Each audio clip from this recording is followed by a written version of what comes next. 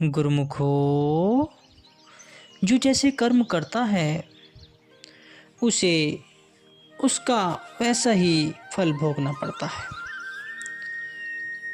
कोई पापी है तो उसे पाप का फल अवश्य मिलेगा और इसे यहीं पर भोगना पड़ेगा। गुरुमुखो, सबको ज्ञात तो है कि रावण अपने समय में एक महाप्रतापी राजा हो चुका है। उसे हर प्रकार की शक्ति प्राप्त थी। उदाहरणतया विद्या, धन, सोना, पराक्रम, असंख्य परिवार, इसके अतिरिक्त दैवी शक्तियों का भी वह धनी था। हर प्रकार के भोग ऐश्वर्य की सामग्री उसके यहाँ प्रचुर मात्रा में थी। अपने समय में केवल वह ही चारों वेदों का आदित्य ज्ञाता और प्रकांड पंडित था। परंतु उसमें एक दुर्गुण यही था कि वह इतना विद्या तथा धन धान्य से संपन्न होता हुआ भी काम, क्रोध, लोभ, मोह, अहंकार आदि को वशीभूत न कर सका, अपने बस में न कर सका। रावण का पूरा चरित्र तो बहुत लंबा और शिक्षाप्रद है, परंतु हम यहाँ आपके लिए गुरुमुखो विस्तार में न जानकर केवल कुछ ही बातों पर जिक्र करेंगे कि पापी को मारने में पाप महाबली है और वह कैसे है। रावण के राज्य में ऋषि मुनि, साधु महात्मा और तपस्वी लोग भी रहा करते थे। जब उनको वहां रहते रहते चिरकाल बहुत समय हो गया तो एक दिन रावण के दिल में यह विचार उत्पन्न हुआ कि ये लोग मेरे राज्य में सुखपूर्वक जीवन बिता रहे हैं, परंतु कोई काम धंधा करते नहीं और न ही इनसे मुझे कोई लाभ प्राप्त होता है। यह सोचकर रावण ने उनसे टैक्स कर लेने की योजना बनाई। रावण ने अपने कर्मचारियों को संदेश देकर उन ऋषियों के पास भेजा।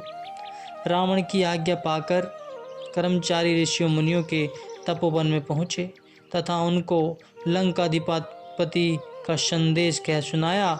तब ऋषियों ने प्रत्युत्तर में कहा, जबकि हम सब अहम निर्वश भगवान राधन एवं भजन अभ्यास में ही लीन रहते हैं, न धनो उपार्जन करते हैं और न ही धन का कोई खर्च करते हैं, तब हम राजा को धन कहाँ से ला करते हैं। रावण के कर्मचारियों ने अपने ऋषियों से कहा कि राजा रावण के राज्य में ही तुम सब जीवन यापन कर रहे हो। यहाँ के जंगलों में से कंदमूल तोड़कर खाते हो तथा सरकारी सांस के जंगल की लकड़ियों से तुम्हारे हवन का यज्ञ संपूर्ण होते रहते हैं। सब प्रकार से तुम्हें यहाँ जीविका निर्वाह के लिए साधन उपलब्ध है, अतएव तुम्हारा कर देना राजविधान के अनुसार उचित है। तपस्वी ने कहा कि रावण के पास तो इतनी बड़ी सोने की लंका है, अनंत ऐश्वर्य से राजकोष भरे पड़े हैं, समस्त अलौकिक शक्तियां भी उसके अपने अधिकार में की हुई है, तो हमारे थोड़े से लगान के रूप में दिए गए धन से क्या उसकी तृष्णा की ज्वाला शांत हो जाएगी। मरते समय क्या वह सब धन परलोक में अपने साथ ले जाएगा। तपस्वियों से इस प्रकार का उत्तर पाकर राज्य कर्मचारियों को बड़ा क्रोध आया। पहले तो उन्होंने तपस्वी को कई प्रकार से धमकियां दिखाई, परंतु धमकी देने के पश्चात भी जब उन्होंने अपनी व्यवस्था व्यक्त की तब राज्य कर्मचारियों ने समस्त वृत्तांत आकर राजा को कह सुनाया। रावण सुनते ही आग बबूला हो उठा और कहने लगा कि यदि वे मेरे राज्य में रहेंगे तो नियम पूर्वक उनको भी कर देना ही पड़ेगा, अन्यथा वे मेरे राज्य से निकाल दिए जाएंगे। हमने किसी की भी चाटुकारिता खुशामत नहीं करनी है। इस पर कर्मचारियों ने कहा कि तपस्वियों के पास जो एक भी पैसा नहीं है। यह सुनकर राजा रावण व उनके कर्मचारियों ने आपस में एक योजना बनाई कि अगर उनके पास और कुछ नहीं है तो उनको कर रूप में अपने शरीर का रक्त ही देना चाहिए। समय अनुसार प्रत्येक सम्राट राजा अपने प्रभुत्व में अपने कथनानुसार प्रजा को चलाता है, इसलिए वर्तमान राजा के वचन को टालना मानो मौत को स्वयं निमंत्रण देना है। इस प्रकार यह योजना बनाकर वे पात्विक वृत्ति वाले क्रूर कर्मचारी समस्त ऋषियों मुनियों व तपस्वियों के आश्रमों पर जाकर उनके शरीरों से बरबस खून निकालने लगे। उस समय ऋषियों ने कहा कि रावण अपनी मौत का सामान स्वयं एकत्रित कर रहा है। किसी ने यह कहा कि घोर कलयुग आ गया है, परंतु वहां पर उनकी कोई सुनता नहीं। जब ऋषियों मुनियों के रक्त से घड़ा पूर्ण भर गया तो वह खून से भरा घड़ा रावण के पास लाया गया। उस समय यह आकाशवाणी हुई कि हे रावण, जो तूने साधु महात्मा को कष्ट देकर उनके रक्त से यह घड़ा भरा है, यह तेरी मृत्यु का कारण बनेगा। आकाशवाणी सुनकर रावण बहुत घबराया। उसने अपने कर्मचारियों से कहा कि तुम इस खून से भरे घड़े को लंका से कहीं दूर जमीन में जाकर काट दो। लंका से दूर हिमाचल पर्वत की दिशा में मिथिलीपुरी, जो कि राजा जनक की राजधानी थी, वहाँ जंगल में उस रक्त कलश को भूमि में गाड़ दिया गया। तत्पश्चात वे कर्मचारी लंका में वापस लौट आए। अब रावण निश्चिंत हो गया था कि मेरी मृत्यु टल गई है, तथा कुछ समय बीत जाने पर उसे आकाशवाणी में प्रस्तुत हो गई कि प्राचीन समय में राजा महाराजा अत्यंत धर्मात्मा हुआ करते थे। वे प्रजा को अपनी संतान की भांति निस्वार्थ प्यार करते थे। ऐसे ही धर्मात्मा राजा जनक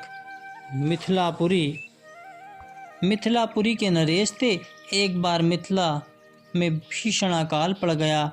वृष्टि वर्षा न होने के कारण अनाज का एक भी दाना प्राप्त न हुआ था। सब मनुष्य पशु पक्षी भूख से व्याकुल एवं प्यास से छटपटाने लगे। राजा जनक ने हर प्रकार से प्रजा के सुखार्थ प्रयत्न किए। पंडितों व ज्योतिषियों का अपने पास बुलाया।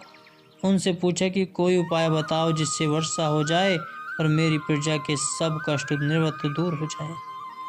तब पंडितों ने परामर्श दिया कि राजन, आप एक यज्ञ करवाएं और सोने के हल से स्वयं एक खेत जोतें, उससे वर्षा भी होगी और अनाज की पैदावार भी अच्छी होगी तथा समस्त अकाल दूर भाग जाएगा। राजा जनक ने ज्योतिषियों के कथनानुसार कार्य किया। आज्ञा होने की देर थी कि सोने का हल बनकर आ गया। तब राजा जनक ने यज्ञ आदि करवाकर नगर से कुछ दूर एक खेत में स्वयं अपने हाथों से हल चलाया। हल चलाते चलाते कुछ ही दूरी पर आकर अचानक हल रुक गया और आगे नहीं बढ़ सका। तब राजा ने नीचे झुककर पृथ्वी में देखा कि क्या कारण है कि हल के रुक जाने का, तो उस स्थान से भी मिट्टी खोदने लगे और कुछ गड्ढा हो जाने पर क्या देखते हैं कि नीचे एक मटका दबा पड़ा है।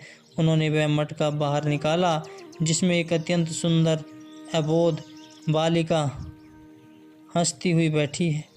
कलश को तोड़कर उस बालिका को बाहर निकाला और राजा जनक उसे गोद में उठाकर प्यार करने लगे। और मिथिलेश की कोई संतान न थी, इसलिए वे उस बच्ची को अपने राजप्रसाद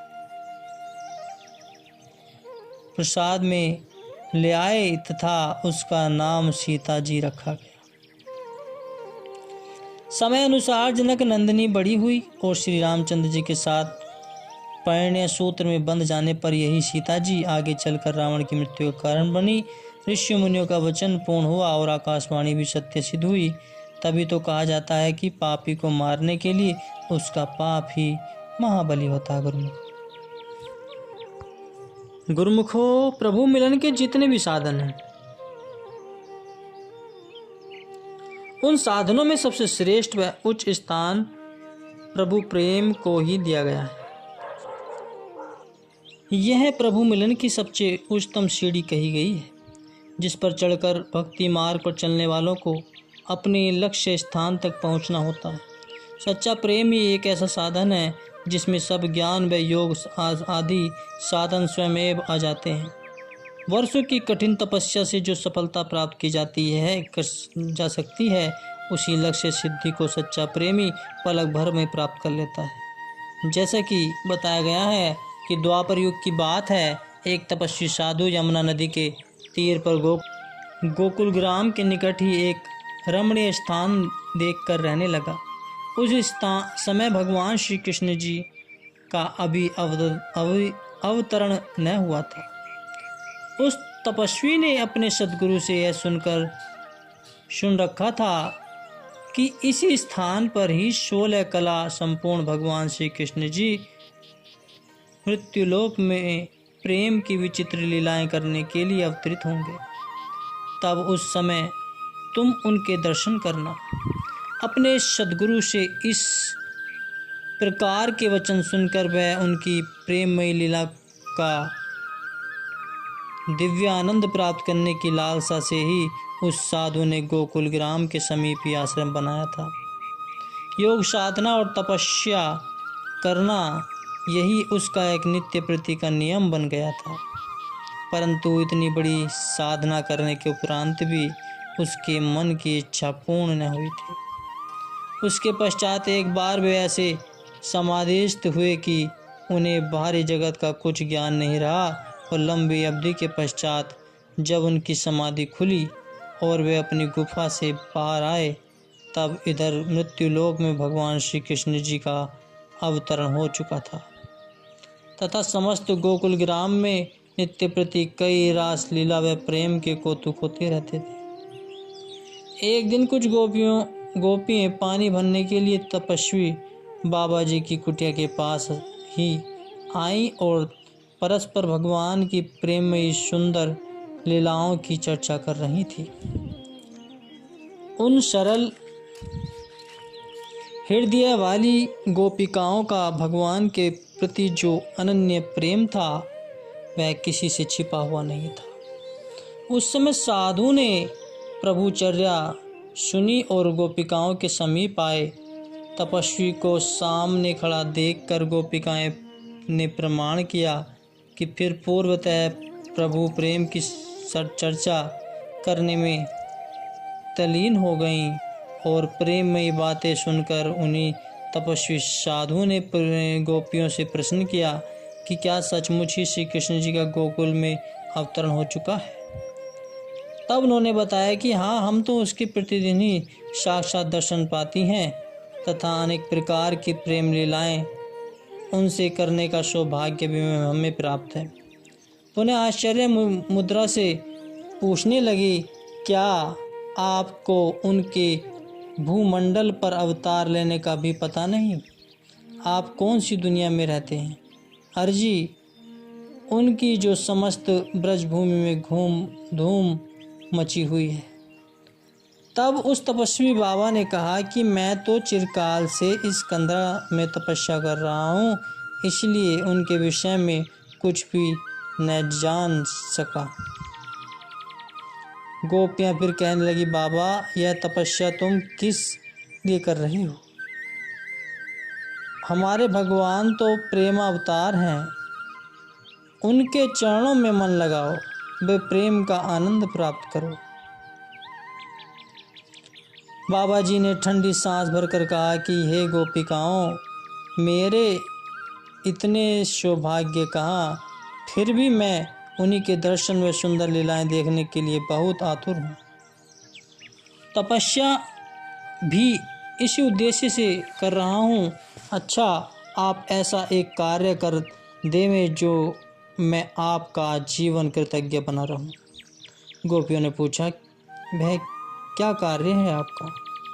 तो तपस्वी महाराज बोले, तुम भगवान श्री कृष्ण जी के श्री दर्शन पाने की तीव्र अभिलाषा है, अतः जब तुम उनके दर्शन करने अयोग्य आओगी तो मेरी ओर से युगल कर बांध कर यह नियम करना कि अमुक स्थान पर एक बाबा आपके दर्शन पाने की लालसा में कई वर्षों से तपस्या कर रहा है। उसे कब आपके श्री दर्शन करने का सौभाग्य प्राप्त होगा। गोपियों ने बाबा जी को यह संदेश श्री कृष्ण जी के चरणों में पहुंचा देने का प्रवचन दिया। तब वे तपस्वी पुनः बोले, वहाँ से जो उत्तर मिले वह भी मुझे शीघ्र आकर सुनाना। गोपियों ने वापसी उत्तर देने का भी वचन किया और अपने अपने कलश उठाकर अपने घरों की ओर चल पड़ी।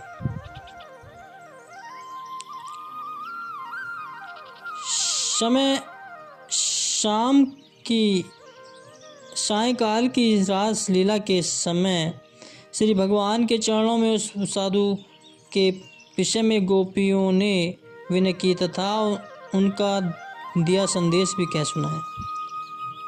उत्तर में श्री भगवान तनिक रुखाई से मुस्कुराते हुए बोले कि उसे कह दो कि कुछ समय अभी और तपस्या करे, तब हमारे दर्शन होंगे। दूसरे दिन गोपिकाएं तपस्वी आश्रम पर आ गईं और श्री भगवान जी द्वारा दिया हुआ उत्तर उन्होंने अक्षरश कह सुनाया। और तपस्वी ने जब गोपिकाओं के मुंह से श्री भगवान जी के वचन सुने तो सुनते ही उसके संचित शुभ संस्कार जागृत हो उठे। वह प्रेमानंद वह प्रेमाक्षु बहाता हुआ हर्ष से नाचने लगा और उसी तन्मयता मस्ती में वह गुनगुनाने लगा। तपस्वी बाबा की ऐसी प्रेमोन्नत दशा देखकर वे गोपी बालाएं चकित हो दांतों तले उंगली चबाने लगी। सहसा में इतने में क्या देखती हैं कि स्वयं भगवान श्री कृष्ण जी नंगे पांव दौड़ते हुए उसी दिशा में चले आ रहे हैं। यहाँ तक कि उन्हें पीताम्बर की भी शुद्धि न रही। वे भागते हुए आश्रम पर आ पहुँचे और तपस्वी महाराज को कुछ समय तक प्रेम भरा नृत्य देखते रहे। और तपस्वी तो अपनी शुद्धि खोए हुए था, इसलिए उसे भगवान के आगमन का कुछ भी भान न रहा।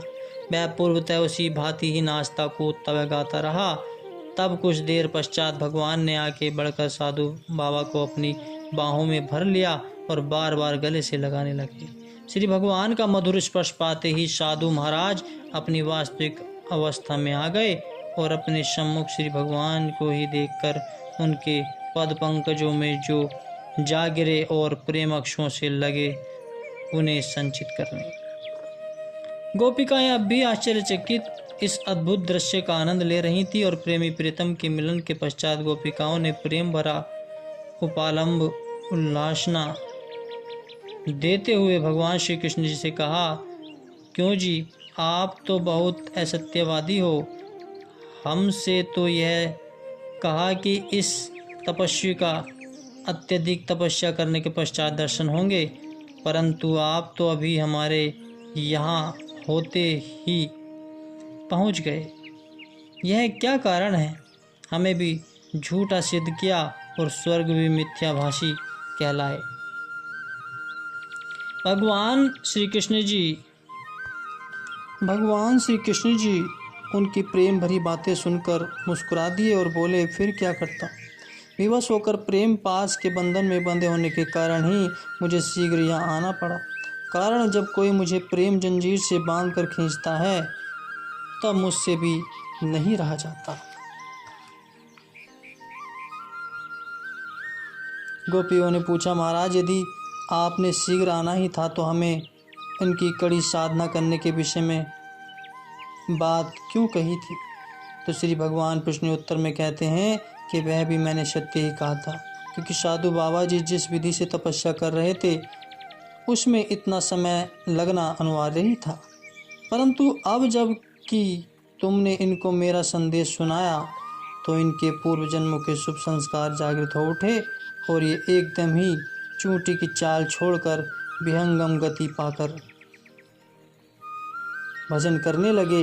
एकाएक उनके हृदय सागर में प्रेम की लहरें उछालियां भरने लगी। अपने तन मन की शुद्धि को भुलाकर प्रेम विभोर हो गए। तन्मयता की जिस दुर्लभ अवस्था में पहुंचने की इन्हें कई वर्षों तक साधना की आवश्यकता थी, उसी मंजिल को सच्चे प्रेम के द्वारा उन्होंने निमिष मात्र में, क्षण भर में प्राप्त कर लिया। वैसे तुम जानती ही हो कि सच्चे प्रेम और तड़प में कैसी शक्ति नहीं थी। तुमने भी तो मुझे प्रेम मंत्र द्वारा अपने वशीभूत कर लिया है। केवल मात्र सच्चा और निर्मल प्रेम ही मुझे अपने अधीन कर सकता है। मुझे पाने की जो दुर्गम मंजिल है, वह साधना करने के द्वारा कई जन्मों में पूर्ण हो सकती है।